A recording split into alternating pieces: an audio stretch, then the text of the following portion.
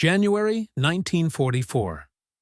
A captured Mitsubishi G4M Betty bomber rests under the blistering Pacific sun on a remote Allied airstrip. Its once proud rising sun insignia is hastily painted over, replaced by white stars on blue. The aircraft looks both menacing and fragile, its long, slender wings drooping slightly, its olive paint faded by tropical rain. A group of U.S. Navy pilots and engineers walk slowly around it. The air hums with the sound of insects and the distant roar of P-38 engines taking off for patrol. One mechanic wipes the sweat from his brow, staring at the bomber's smooth aluminum skin. He taps the fuselage with his knuckle. A hollow metallic echo answers back. No armor plating. No bulletproof glass. And when they open the fuel ports, there's no rubberized lining, no self-sealing membrane, nothing to stop a tracer from turning the whole aircraft into a ball of fire. They step back, puzzled. This plane had carried Japan's hopes across the Pacific, from Rabaul to the Indian Ocean, and yet it was built like a torch, waiting for a spark. How could such brilliance and such fatal weakness exist in the same machine? The answer began years before this silent moment. The story of the Betty bomber begins long before it ever met American eyes. In the late 1930s, Japan's Imperial Navy Air Service stood at the height of its confidence.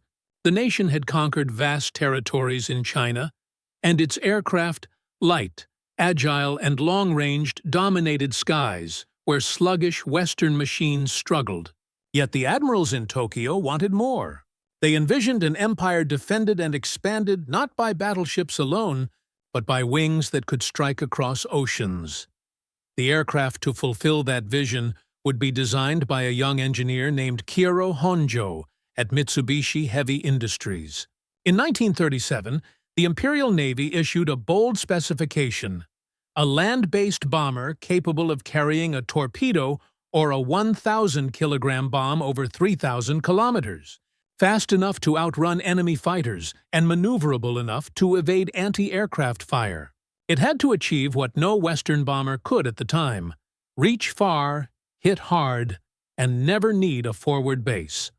Honjo and his team understood the near-impossible trade-offs that demanded. Range meant lightness. Lightness meant compromise.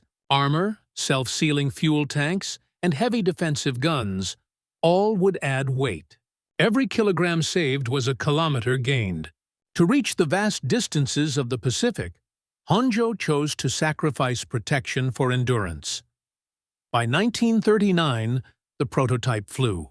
Sleek, elegant, and deadly in appearance, the new aircraft, officially the Mitsubishi G4M1, promised the Navy the global reach it craved. Allied intelligence would later give it the reporting name Betty, but among its pilots and crews it was known simply as the Hamaki, the cigar, for its smooth, tubular fuselage. To the admirals, it was perfection. Its twin Mitsubishi Kasi engines could push it to 265 miles per hour, impressive for a bomber of its class. With auxiliary tanks, it could fly from Formosa to the Philippines, from Rabaul to Guadalcanal, or even from Japanese soil to the Indian Ocean. It was the embodiment of Japan's military philosophy before Pearl Harbor. Offense was defense. Strike first, strike far, and strike with precision. In 1941, as war clouds gathered, the first Betty squadrons were deployed across the Pacific. Their crews, many barely in their 20s, trained for long overwater missions, mastering formation flying and torpedo attack tactics. They would fly at treetop level for hours, approach a target fleet undetected, then rise just enough to release their torpedoes in synchronized waves. Their early victories came swiftly. In December 1941, just days after Pearl Harbor, Betty bombers helped cripple HMS Prince of Wales and HMS Repulse off the coast of Malaya. The first time in history that capital ships were sunk purely by air power while underway. The Imperial Navy rejoiced. The Betty had proven the admirals right. Japan could project devastating force across the Pacific without needing to risk a single battleship. But beneath the triumph, a flaw smoldered. Pilots noticed how vulnerable their planes felt in combat. A single bullet could ignite the massive fuel tanks housed inside the wings. The lack of armor meant that even small-caliber hits could shred control lines or wound crewmen. Yet the Navy, blinded by success, dismissed the complaints. Speed and range, they insisted, were armor enough. When the war turned westward toward New Guinea and the Solomons, the Betty's vulnerabilities were exposed in the most brutal way. American fighters, especially the P-38 Lightning and the F-4F Wildcat, tore through Betty formations. One tracer round in the wing, and the aircraft would erupt like a torch. Survivors described seeing comrades' planes vanish in fireballs that lingered in the sky like cruel suns. Still, Japanese command refused to alter the design significantly. To add armor would mean reducing range, and range was sacred. The crews were told that to die in such machines was part of their duty. By 1943, U.S. forces began calling the Betty the Flying Zippo, or one-shot lighter. Its name became a grim joke among American pilots, yet it was still respected for its endurance and precision in early war campaigns. That contradiction, a masterpiece of range, but a death trap of vulnerability. Briti puzzled every American engineer who later examined one. The true unraveling of its mystery would begin when one of these fragile giants fell into Allied hands. Intact, almost untouched. By 1943, the Pacific sky had changed. The empire that once expanded swiftly now fought desperately to hold its reach.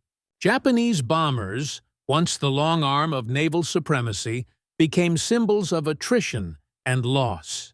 The G4M Betty still flew in great numbers, but now, against a tide of radar-guided interceptors and increasingly disciplined American fighter patrols. The very feature that once made the Betty invincible, its extraordinary range, had become the cause of its demise. As Japan's front lines shrank, the long distances between bases meant that every mission stretched fuel limits. Every return flight danced on the edge of endurance. Crews joked bitterly that they trusted the engines less than they trusted fate. Still, they flew. Over the Solomon Islands, Betty squadrons launched daring raids against Allied shipping, supply convoys, and airfields. They attacked Guadalcanal, Port Moresby, and Henderson Field. But for every target struck, several bombers failed to return. Allied observers noted the same gruesome pattern. Japanese bombers would burst into flames mid-air, often before they even had a chance to drop their torpedoes. American pilots soon realized the weakness wasn't just bad luck. It was design. Tracer bullets that hit anywhere near the wing fuel cells ignited the gasoline instantly. The Betty's tanks, unprotected and unsealed, leaked vapors that filled the fuselage. A single incendiary round could ignite it all.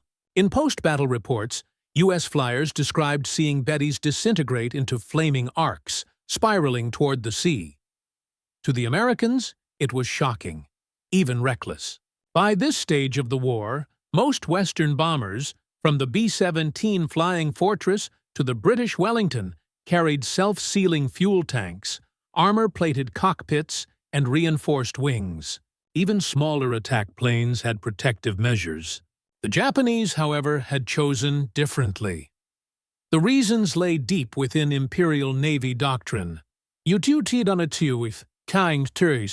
A way of thinking born from geography and desperation. Japan, a chain of islands with scarce natural resources, had always known that in a protracted war it would need to fight offensively, striking enemy bases before they could strike Japan itself. Its air force was shaped by that logic. Every aircraft was a tool for long-distance attack, a precision instrument designed to fight far from home. supported by few bases and fewer supply lines. To make such range possible, engineers stripped their planes of what Western designers considered essential. Weight was the enemy. Protection, luxury. The result was a generation of aircraft like the Zero Fighter and the Betty Bomber. Light, long-legged, and lethally fragile. By 1943, this philosophy was exacting a grim toll. In New Guinea, entire squadrons of G4Ms were lost in single missions. In Repulse, the airfields burned nightly from Allied raids, and Betty crews flew knowing they might not live to see another dawn. Maintenance crews began patching bullet holes with thin metal sheets scavenged from wrecks. They joked that even the repairs could catch fire. But for the Imperial Navy, the alternative, reducing range to add armor, was unacceptable. Japan's Naval Aviation Command still clung to its early war victories. The Betty had sunk mighty battleships. It had terrorized distant fleets. They could not believe that its time was over. Even as intelligence officers received field reports describing catastrophic losses, Tokyo ordered the continued production of the G4M. The bomber remained in service across every front: China, Burma, the Philippines. It was used as a reconnaissance plane, a transport, even an improvised kamikaze platform. To Allied analysts, this persistence bordered on madness. They could not understand how such an obviously vulnerable aircraft could remain central to Japan's war effort. But they lacked the full picture. That picture would emerge only when an intact Betty, its engines, systems, and fuel tanks preserved, fell into Allied hands. When that happened, the Americans would finally uncover the truth behind its fatal design. And what they discovered would reshape how both sides understood Japanese engineering forever. For the crews of the Betty, every mission was a gamble between courage and inevitability. Young men, often barely trained beyond flight school, boarded their sleek bombers with quiet resignation. Before takeoff, mechanics would kneel beside them, tightening fuel lines and checking the engines while the pilots smoked in silence. They knew if they caught fire over the ocean, there would be no parachute, no rescue, no second chance. Inside the fuselage, there was no armor. The fuel tanks stretched almost the entire span of the wings, just inches from the crew's shoulders. The gunner sat exposed in a blister of glass, his only defense a single machine gun that vibrated violently under recoil.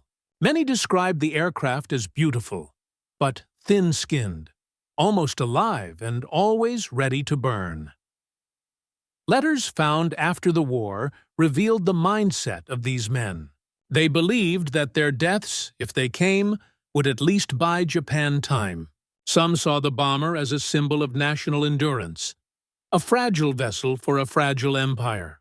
Others saw it for what it was, a coffin with wings. Every flight was a test of faith. And yet, they kept flying, because the war demanded it, and because their machine, for all its flaws, was still their only way to strike back. To Japan's naval strategists, range was not just a technical feature, it was a doctrine. The Pacific was vast, and control of it meant projecting power across thousands of miles of open water.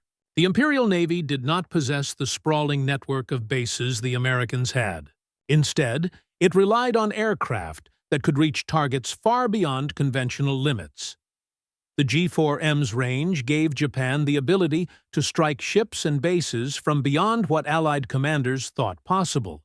In early 1942, Betty bombers hit targets from Rabaul to Darwin, and even launched reconnaissance flights deep into the Indian Ocean. For a brief moment, this capability gave Japan the illusion of aerial supremacy. But the same feature that defined its tactical genius also defined its downfall. When enemy fighters grew faster and more numerous, the Betty's lack of protection turned its long flights into suicide runs. Without self-sealing tanks, even minor hits meant instant inferno. Crews tried desperate tactics, flying at night, hugging wave tops, or diving into cloud banks. But the skies were no longer forgiving. By 1943, tactics shifted from offense to survival. The same range that once carried Japan forward now stretched it thin.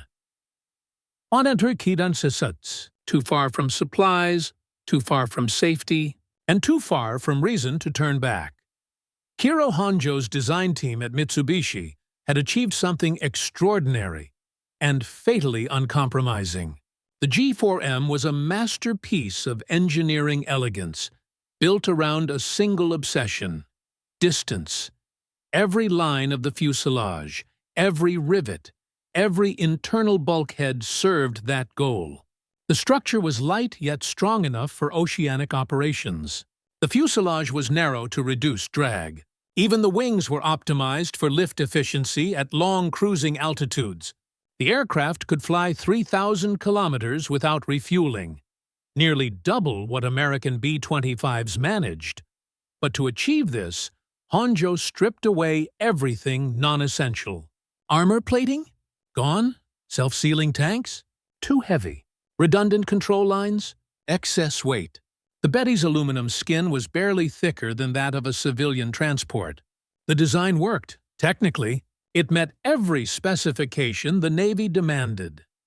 In engineering terms, the Betty was not a failure. It was an extreme. It reflected a design philosophy that prioritized mission objectives over pilot survival. The irony was cruel. It succeeded perfectly at what it was designed to do, even as that very perfection doomed those who flew it. When American engineers later examined it, they weren't confused by incompetence. They were astonished by purity. The Betty was a weapon of ideology as much as of metal. To American pilots, the Betty was both fearsome and pitiful. In the early years of the war, its long reach made it a constant threat. Squadrons flying from Repulse could attack convoys near Guadalcanal or intercept retreating fleets after every battle. The Betty's reputation was earned in blood, particularly after sinking 2 British warships off Malaya. But once U.S. air superiority grew, it became something else entirely. A target. Fighter pilots would spot a formation of Bettys glinting in the sun and know the outcome before the first burst of machine gun fire. A few hits in the wings, a sudden bloom of orange, and the sky turned into a theater of falling fire. "They burn like paper," one pilot wrote in a 1943 combat report. Even so, they were never underestimated. The Betty's gunners were disciplined, their torpedo runs precise to the second. For American crews, intercepting them was still dangerous. A dying Betty could still deliver a lethal strike, its crew refusing to break formation even as flames consumed their aircraft. To the men who fought them, the Betty symbolized Japan's relentless will, fragile yet unyielding, beautiful yet doomed. At the heart of the Betty story lies a stubborn command philosophy, Astutifius and Eintoins, one that prized doctrine above evidence. By 1942, reports from frontline units were clear. The bomber burned too easily. Flight crews begged for armor plates and self-sealing tanks. But at the Imperial Navy's Air Staff headquarters in Tokyo, the leadership viewed such requests as weakness, a betrayal of their offensive creed. Vice Admiral Nishizo Tsukahara, a senior proponent of long-range operations, believed the key to victory was not defense, but initiative. He argued that Japan's only advantage was striking first and fast before the enemy could prepare. The Betty, light and far-reaching, embodied that belief perfectly. When engineers proposed modifications that might reduce range, naval planners dismissed them. They feared that heavier bombers would blunt Japan's ability to hit distant bases, the very foundation of their strategy. Even when the Americans introduced the rugged B-17 and B-24, Japanese leaders insisted that speed and range were superior to survivability. This decision-making style, top-down, rigid, and honor-driven, Bonteritius CDCs, sealed the Betty's fate. By the time the G4M2 variant was introduced with slightly better defenses, it was too late. The war had shifted, and doctrine could not protect aluminum. Leadership had turned conviction into dogma. And dogma into a death sentence for thousands of airmen. The Betty's unprotected fuel tanks weren't a mistake. They were a deliberate, calculated risk. Self-sealing tanks in 1940s technology required layers of rubber and treated fabric around the fuel cell. When hit, the rubber expanded to seal bullet holes, preventing leaks and explosions. But these systems were heavy, up to 200 kilograms per aircraft, and required specific materials Japan lacked in abundance, such as vulcanized rubber. Faced with resource scarcity and range demands, Mitsubishi's engineers were told to innovate around the problem. They experimented with lighter rubber compounds and partial sealing systems, but none met the Navy's strict weight limits. Eventually, they chose to omit the feature entirely. The result was a bomber that gained hundreds of extra kilometers in range. But at the cost of near-total vulnerability. In laboratory terms, the design succeeded. In human terms, it was catastrophic. Later analysis by U.S. technical experts at NAS Anacostia confirmed that Japanese metallurgy and fuel management systems were sophisticated but narrowly focused. They found the Betty's fuel system cleanly designed, highly efficient, and terrifyingly exposed. It was a reminder that technology, without balance, could serve destruction as much as innovation. When the Americans finally captured an intact Betty, it was more than a war trophy, it was a revelation. Throughout 1942 and 1943, Allied intelligence units had pieced together fragments of wreckage from crashed bombers.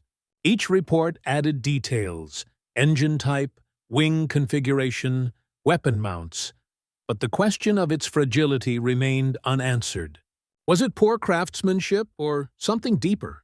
That changed when a nearly complete G4M was forced down in the Solomon Islands.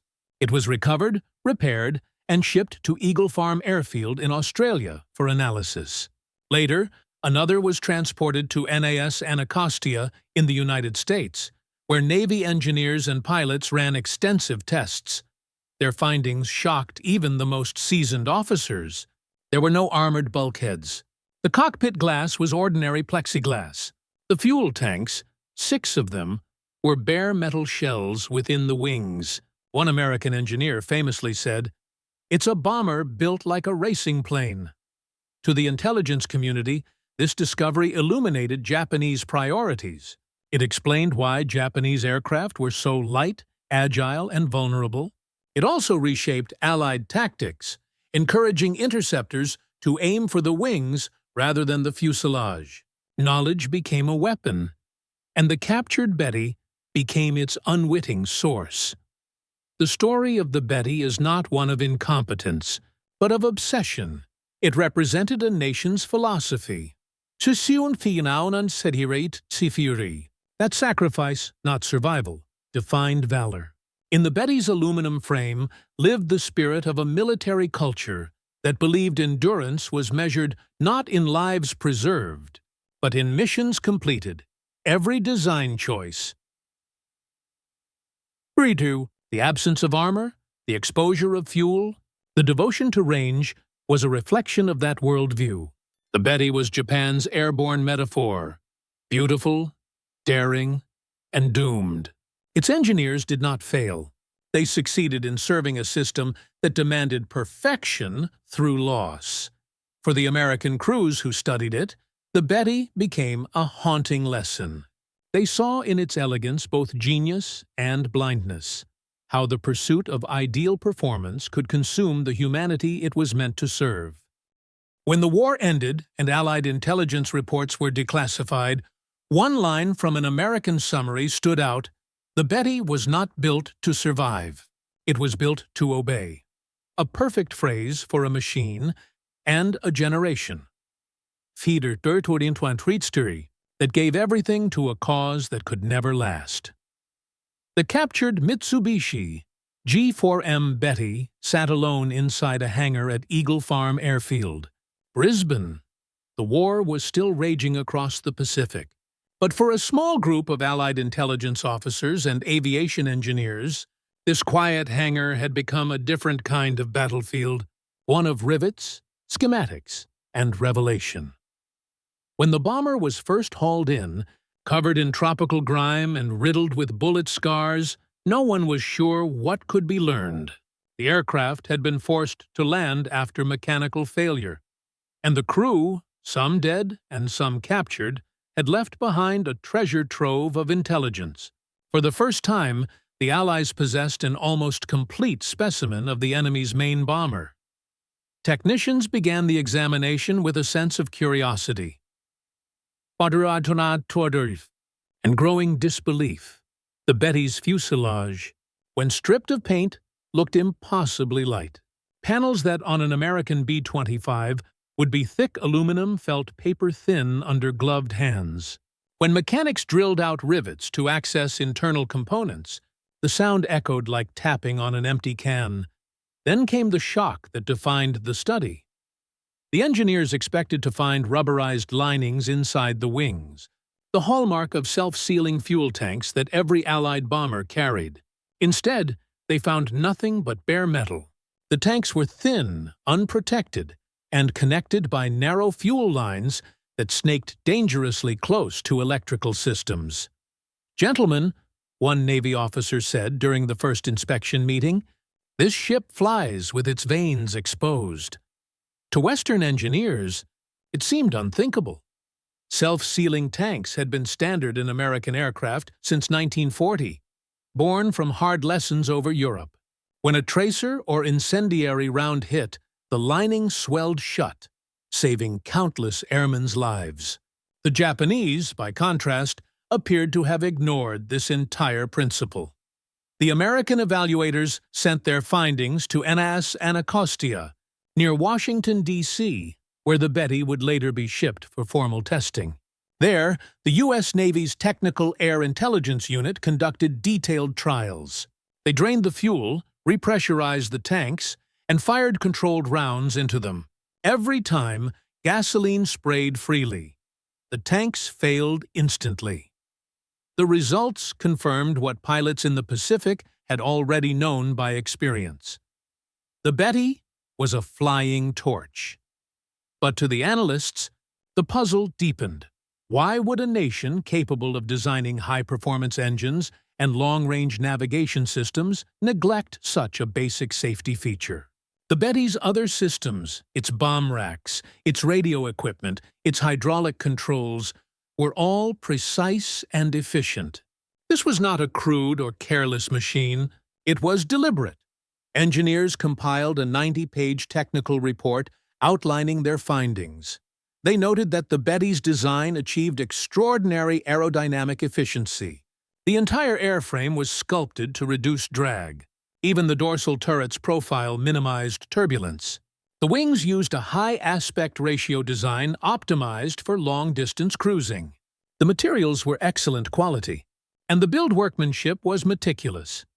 The absence of armor and protection then was not ignorance.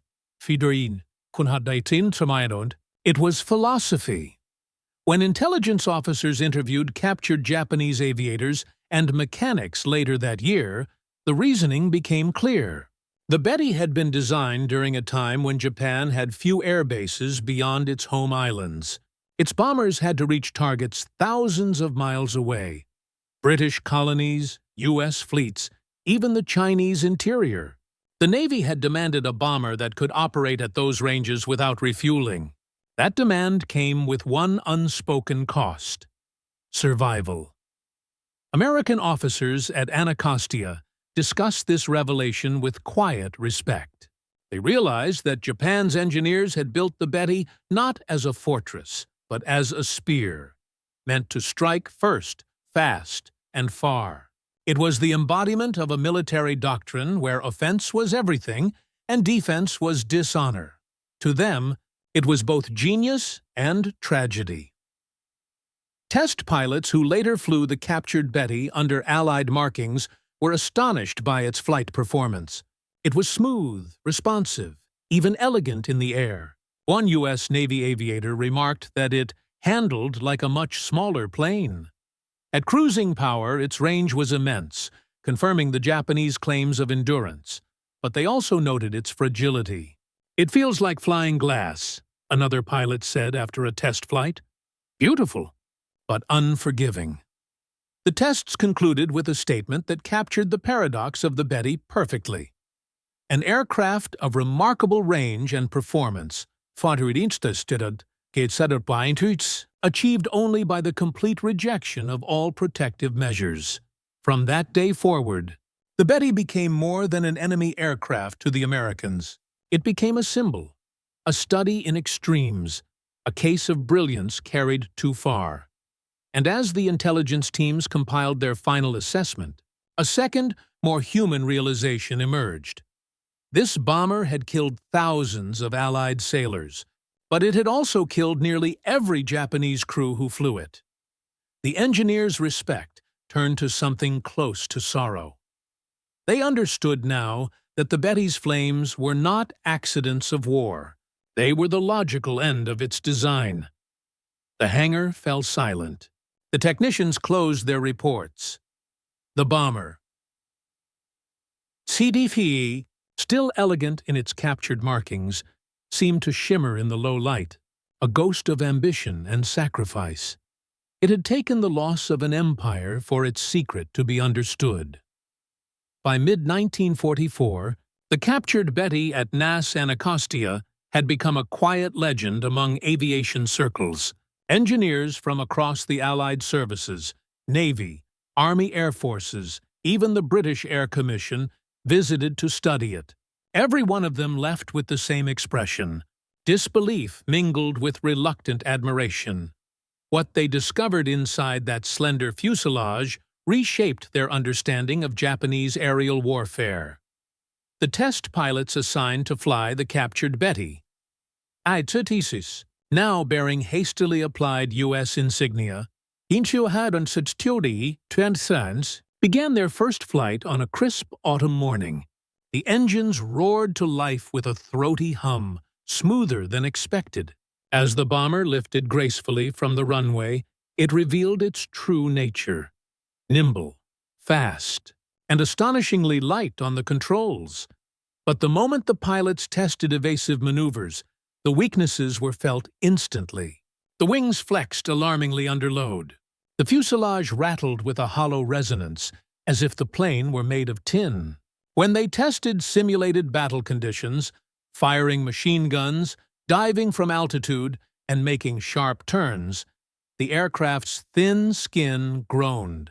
One stray hit, they realized, and it would disintegrate.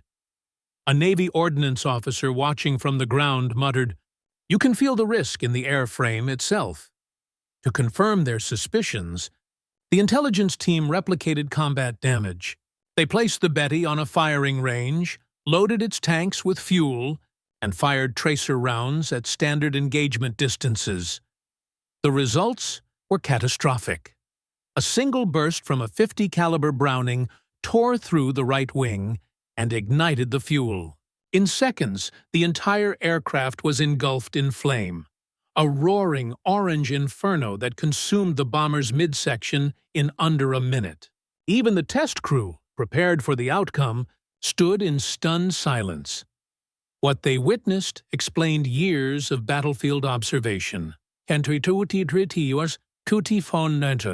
The mid-air explosions, the bright arcs of fire over the Solomon Islands, the planes that simply vanished into light. Now they understood. It wasn't poor luck or pilot error. It was physics. After the tests, the technical report was expanded and distributed across Allied commands. It included diagrams of the Betty's wing structure, fuel system, and internal layout, and an explicit recommendation to target the fuel tanks during interception. The phrase "shoot the wings" became standard advice among fighter squadrons from 1944 onward. But the technical analysis only told half the story. In December 1944, Allied intelligence officers began interviewing captured Japanese pilots and engineers. One of them, a surviving crewman from the 701st Naval Air Group, explained the doctrine behind their machines with haunting simplicity. Our duty was to reach the enemy. Armor makes you heavy. Heavy planes cannot reach. He described the logic taught in training. A bomber that could not reach its target was already dead. Therefore, protection was meaningless. The Americans listened in silence, realizing how fundamentally different the two nations viewed war. For Japan, survival was secondary to mission. For the Allies, survival was the mission's measure of success. In January 1945, the test Betty was grounded permanently. Its airframe was too fragile to endure further strain. Engineers disassembled it carefully, preserving sections for study. The cockpit went to the Smithsonian for display. The rest was dismantled for materials analysis. Yet, before its final dismantling, a Navy photographer captured a haunting image. The bomber sitting alone at dusk, its sleek body painted with Allied stars, its shadow stretching across the tarmac, half Japanese, half American. It looked like a monument to contradiction. That image, later circulated in intelligence bulletins, carried an unspoken message. Brilliance can burn itself alive. The lessons learned from that single aircraft would echo far beyond the war's end. Allied designers took note of the efficiency of Japanese fuel systems, the aerodynamics of its wing design, and the balance between speed and payload. Some of these ideas would later influence post-war bomber design, but always tempered by the hard lesson of vulnerability. Meanwhile, in the Pacific, thousands of Bettys still flew, still burned, and still carried Japan's hopes into the smoke. Many were now used for desperate missions, kamikaze runs, supply drops to isolated garrisons, or suicide torpedo attacks under the codename Operation Tan. Even in these final days, the aircraft remained both a marvel and a martyr. American pilots who once joked about the one-shot lighter now spoke of it with a strange respect. They had seen its ghost at Anacostia. They knew it wasn't foolishness, but faith that had built it. By the war's closing months, the captured Betty stood as a silent teacher. It revealed that technology alone could not explain war. Ideology could shape metal just as surely as steel could. The final report, issued in March 1945, concluded, "The G4M embodies the extreme of offensive design, a philosophy that prizes reach above reason and speed above survival. Its sacrifice of protection was not ignorance, but intent." The Americans closed the file. The Betty's remains were stored, studied, and eventually forgotten amid the wreckage of victory. But the echoes of that hangar would linger in every post-war aircraft that sought balance between performance and protection, and in every pilot who knew that the line between brilliance and destruction was sometimes only a few millimeters of aluminum thick. By the spring of 1945, the Mitsubishi G4M Betty was no longer the terror of the Pacific skies. It had become a ghost, still flying, still deadly in capable hands, but increasingly obsolete in a war that had turned toward technology, mass production, and attrition. Japan's empire was collapsing. American bombers darkened the skies over Tokyo. The Imperial Navy had been shattered, yet in scattered airfields from the Philippines to Formosa, the Betty continued to take off. Its crews, many barely out of training, flew missions that even their commanders knew were hopeless. Despite catastrophic losses, the aircraft remained in front-line service until the final months of the war. The Navy had no replacement ready in sufficient numbers. The G4M2 and later G4M3 variants added slight improvements: armored seats, some self-sealing protection, heavier guns, but the fundamental flaw remained. The structure could not withstand sustained fire. Every added kilogram reduced range, and range was still the obsession of Japan's military planners. The Betty's production continued into 1945, even as raw materials dwindled and Allied air raids crippled Japan's factories. Mitsubishi engineers worked in underground facilities, hand-assembling the bombers by lantern light.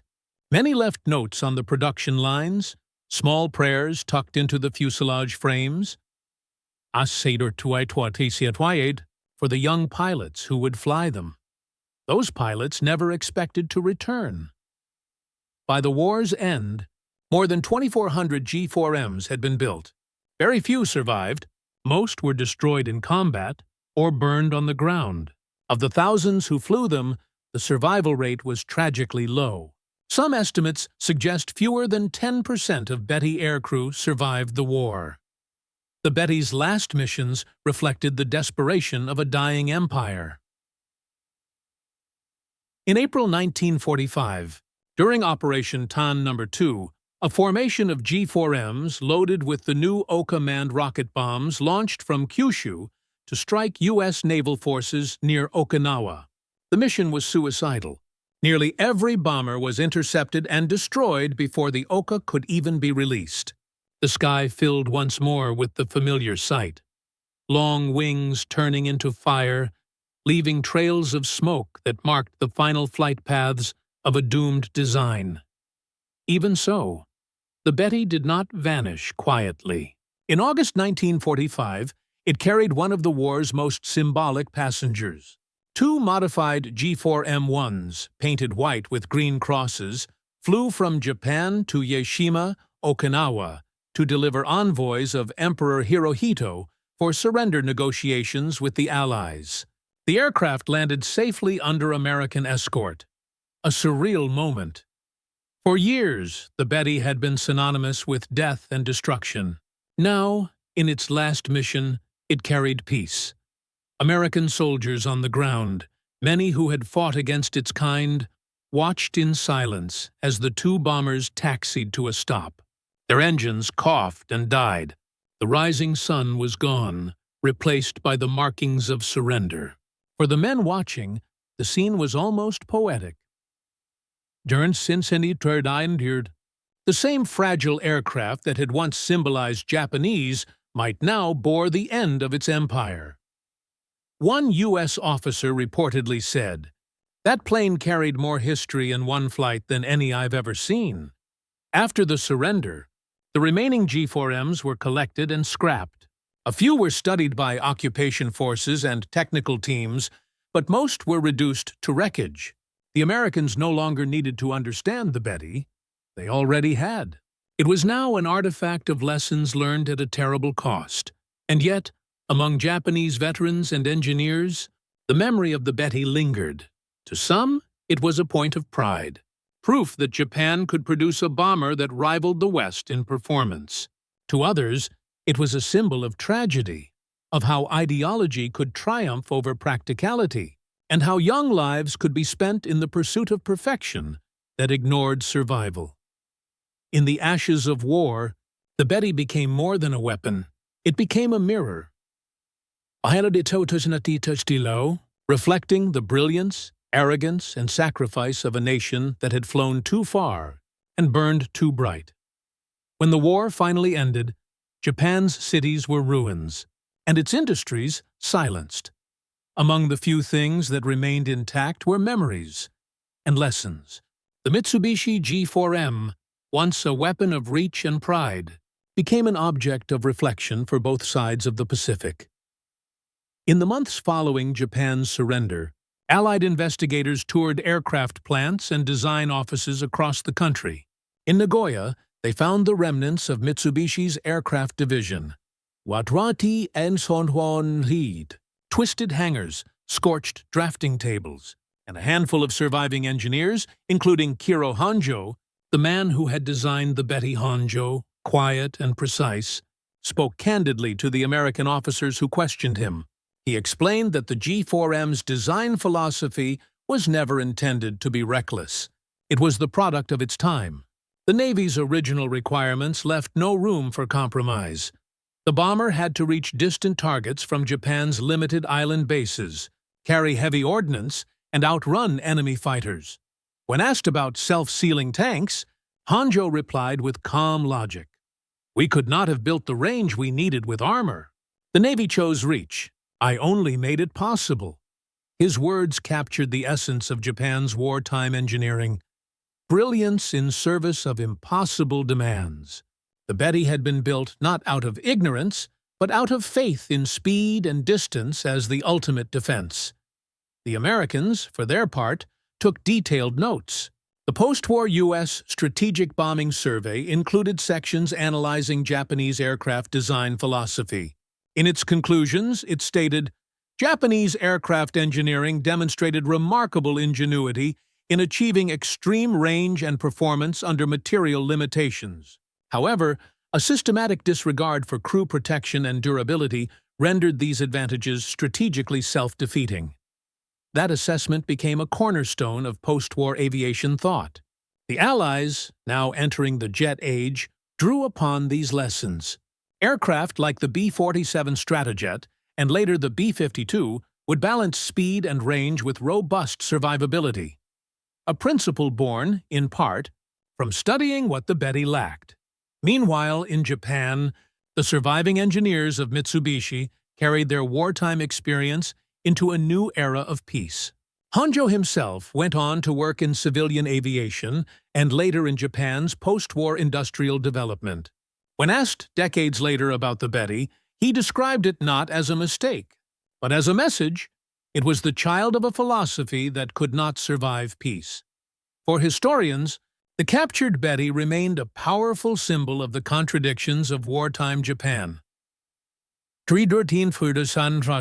Technical excellence entwined with strategic blindness, the very qualities that made it revolutionary. Range, speed, and lightness had doomed it in the brutal reality of modern warfare. In 1946, several preserved components from the Anacostia test aircraft were sent to museums. One of its propeller hubs went to the Smithsonian. Another section of fuselage was displayed at Wright Field. Visitors who saw the exhibits were struck by how delicate the metal seemed, more like the skin of a racing plane than a combat bomber. To many Allied engineers, it was a humbling reminder. The line between innovation and folly is drawn not by design, but by doctrine. As for the Japanese pilots who had once flown it, the memories never faded. Veterans' accounts collected in the 1950s and 1960s described the smell of gasoline saturating the cabin before takeoff, the hum of engines vibrating through thin metal, and the knowledge, unspoken but shared, that one tracer could turn the sky into a furnace. One former pilot summed it up simply, "We did not fear the enemy. We feared the fire."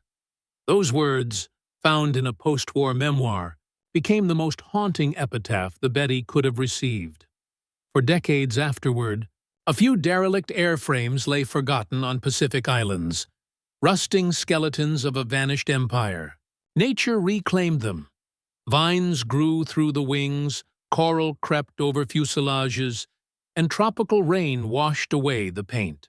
But to those who knew what they stood as silent warnings, relics of a war that demanded endurance but forgot mercy. The Betty's story did not end with its destruction. It became part of aviation's conscience, a lesson in balance, humanity, and the cost of blind perfection. The Mitsubishi G4M Betty remains one of the most paradoxical aircraft of the Second World War, a machine that embodied both the brilliance and blindness of its creators. It was fast, elegant, and visionary. It was also fragile, merciless, and doomed. In its aluminum skin lay the story of a nation that believed courage could replace protection, that range could substitute for armor, and that endurance was measured not in survival, but in sacrifice. The Betty was not merely a bomber, it was an ideology made airborne. For the Japanese engineers, it represented mastery over physics and material scarcity. For the aircrews, it was a test of spirit. For their enemies, It became a symbol of both fear and pity. Every fiery death in the Pacific skies was a grim punctuation mark in the dialogue between technology and belief. The Americans who examined the captured Betty saw not incompetence, but extremity, the dangerous beauty of design pursued without restraint. They learned that every engineering miracle carries a shadow, the price of pushing one ideal too far. That lesson would echo in every aircraft that followed. Itonenshatu, in every reinforced cockpit, every armored fuel cell, every layer of self-sealing rubber that protected future pilots from the same fate. In the decades after the war, Japan's skies would again fill with aircraft, peaceful, civilian, and safe. The same spirit of precision that built the Betty would later build airliners that carried people instead of bombs. It was redemption through creation, born from the understanding of destruction. The Betty's story ends not in fire, but in understanding. Its final message is quiet but enduring. That brilliance without balance burns brightest and shortest. Somewhere, in a forgotten hangar or under the vines of a Pacific island, a fragment of its wing still glints in the sunlight. The metal is thin, the lines are graceful, and if you listen closely, perhaps you can still hear what those American pilots felt the day they touched it. Awe, respect, and the lingering question that defines all of war's machines: how can something so beautiful be built to die so easily?